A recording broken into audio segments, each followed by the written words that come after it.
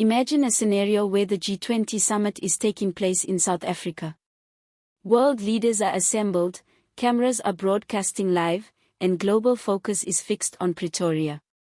Suddenly, news emerges that President Cyril Ramaphosa is resigning. There is no planned farewell speech. There is no orderly handover. It is simply over. The president has vanished. Authority now drifts in the atmosphere like a haze. Within the ANC's main offices, alarm ignites and spreads rapidly. Phones are buzzing, officials are conferring in hushed tones, and senior figures are desperately seeking clarity.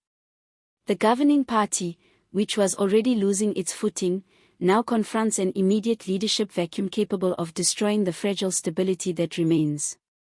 This report reveals the escalating concerns within the ANC that Ramaphosa is already poised to depart, ready to abandon his post before the very turmoil he vowed to quell ultimately consumes him.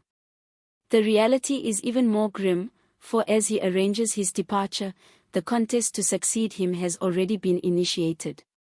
We return to the confidential discussions happening at Luthuli House. A high-ranking ANC source is said to have confirmed that his decision is final. He is stepping down. The party is merely awaiting his public confirmation. This speculation has propagated like a contagion across the party's framework, within Parliament, throughout the cabinet, and in all the provinces, and no one possesses any definitive information. One would anticipate the president consulting the ANC's top brass, yet he has not. His muteness is more telling than any formal statement could be. It narrates a tale of a leader who might be convinced that this political conflict is now unwinnable. Yet, as the president remains silent, a single name persistently emerges as a successor: Paul Moshatile. Moshatile, the deputy president. The individual who is constitutionally the immediate successor. Privately, he has been positioning himself for this opportunity, engaging with corporate executives, forging connections, and consolidating his political backing.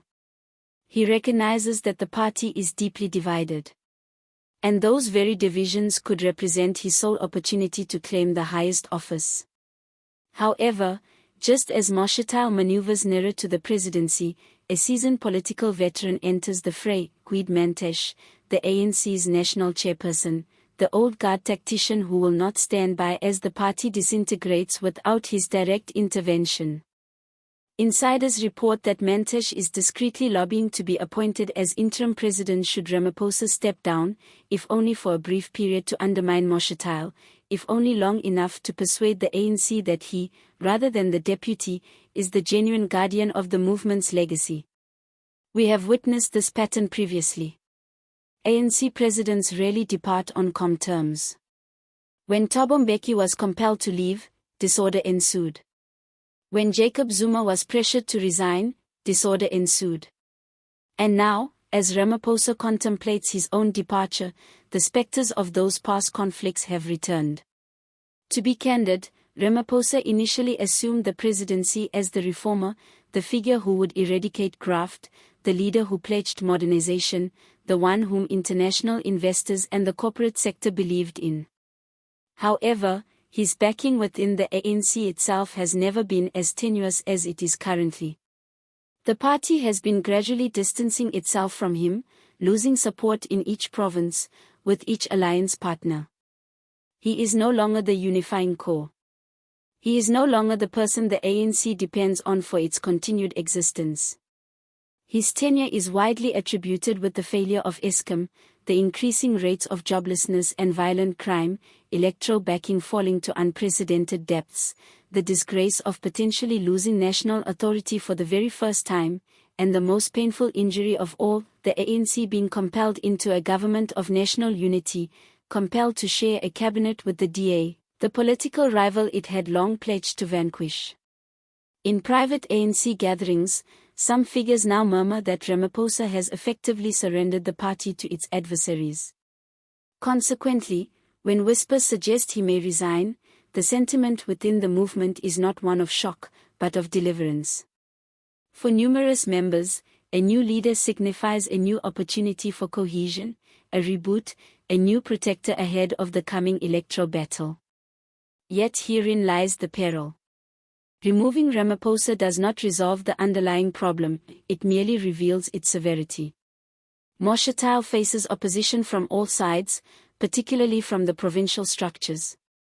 His detractors label him an opportunist, excessively entangled with corporate agendas, and overly ambitious.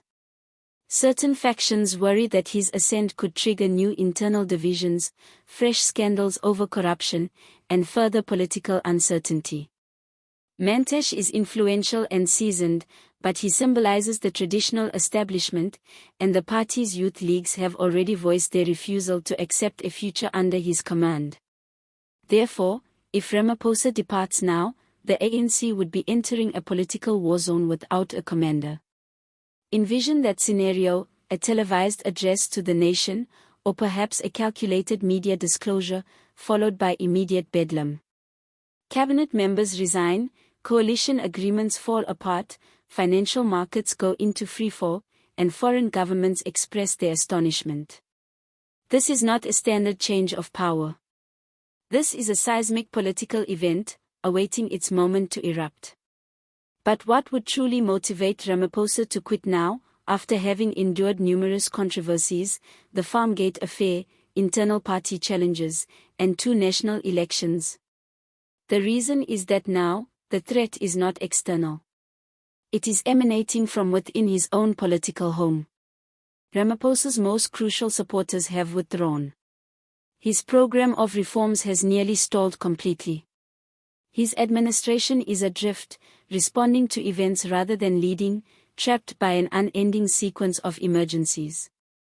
And the G20 summit could represent his final significant international appearance as South Africa's leader. A last curtain call, a final diplomatic greeting, one last instance of global stature before he retreats from the domestic chaos. Picture the news captions: President resigns after reinforcing international trust. A refined conclusion to a tumultuous term. Simultaneously, the ANC has a limited window, not an extended period, to brace for the repercussions.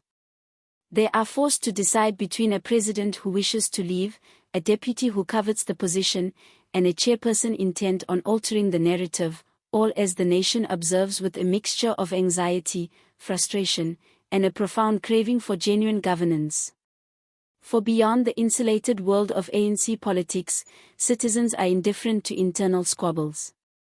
They are concerned about power supply. They are concerned about safety. They are concerned about jobs. They are concerned about whether the future holds any improvement. Should this transfer of power be mishandled, should the ANC prioritize its own interest over public service, should the absence of strong leadership widen, South Africa might descend into a more profound emergency. Yet, consider an alternative conclusion. One where Ramaphosa remains. One where he declares, "I initiated this struggle, and I will see it through."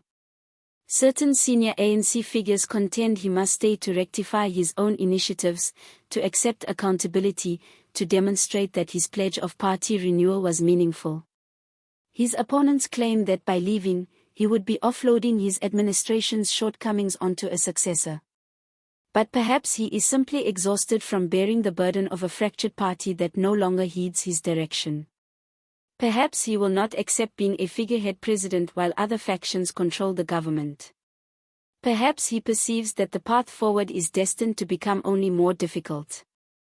What is certain is this: the ANC is frightened. Frightened of a future without Ramaphosa. Frightened of a future under Shutdown. Frightened of a future led by Mantesh.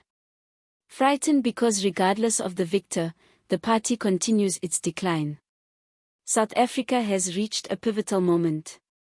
The ruling party is approaching its fracture point. And the most closely guarded secret in the union buildings may soon become the most explosive news story in the country. Cyril Ramaphosa is preparing to exit. Not dramatically, not combatively, but with a quiet, perilous finality. As the G20 summit draws near, the international community will be observing the president, but the ANC will be monitoring the exit, for the next individual to assume the role could very well become the next president of South Africa. And that declaration, whether it comes imminently, in the coming days, or during the summit itself, will irrevocably alter the landscape. Therefore, remain vigilant, for when that instant arrives, there will be no preliminary signals, only the reverberations of the upheaval.